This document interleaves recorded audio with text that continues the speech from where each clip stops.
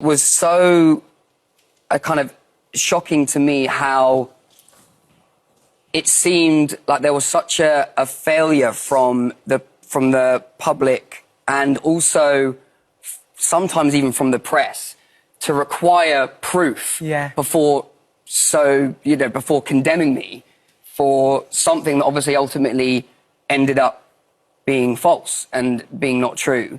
And even more importantly, which was like very difficult to understand, was that more importantly than me, there was this child at the heart of this entire situation who will one day grow up and be able to see this, she'll be able to see this for herself. And it was just very difficult to kind of understand that this was all happening without anyone really knowing the true story, or anyone really knowing whether or not it was completely true. And I think what was difficult for me was, instinctively you want to defend yourself. You want to be able to speak your side, but I didn't know what was true and what was not. I didn't know. I didn't know. And did you try and contact Charlotte privately? We'd obviously spoken, but at the same time, it's like I think she was pregnant. That she was going to give birth for the first time, and did she tell you before she told the press? So I was aware of the situation before.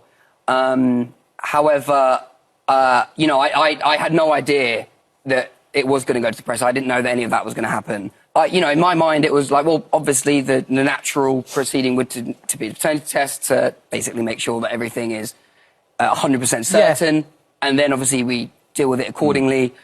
And obviously that's not the way it went. And as I said, instinctively, you want to defend yourself. You want to tell your side of the story. But I also felt like it wasn't right to speak on it until I knew the truth myself.